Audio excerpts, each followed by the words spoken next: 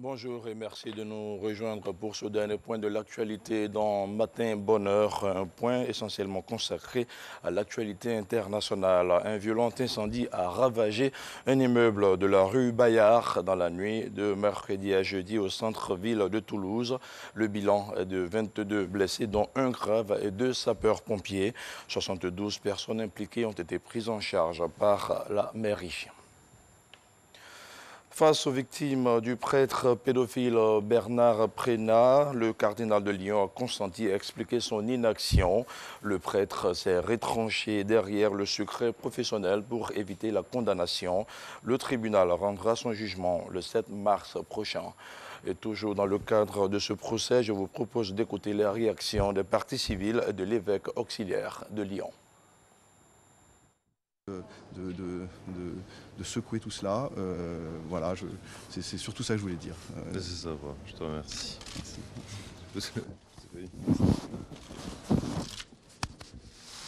Bien sûr qu'il y a eu des erreurs et des dysfonctionnements. Bien sûr qu'il y a eu des silences.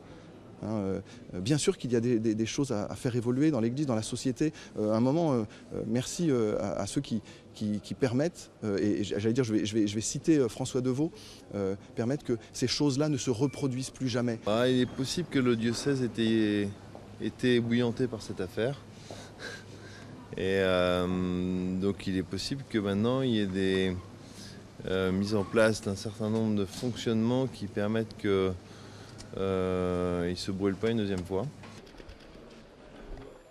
Autre chose, à présent, Angela Merkel a salué jeudi à Athènes l'action décisive du Premier ministre grec Alexis Tsipras sur le nouveau nom de la Macédoine.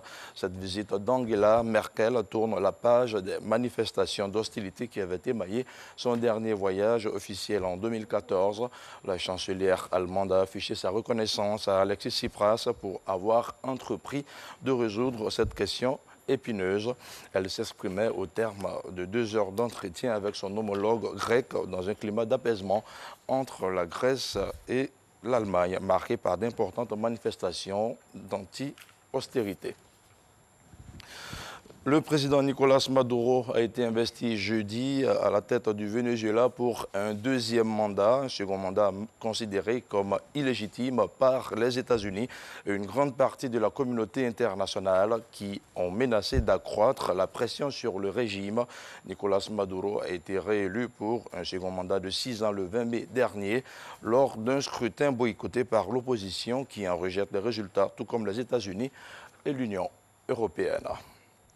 Et puis nous terminons avec cet insolite. Luis Cruz a quitté son emploi et a commencé à jouer en tant que personnage de la bande dessinée Transformers au feu de circulation à Bogota. Voici maintenant 8 ans. Chaque jour, le Transformer colombien revêt des costumes qu'il crée lui-même en carton et se transforme en personnage gagnant parfois jusqu'à $20 par jour. Et voilà Marcelin, Alice qui referme.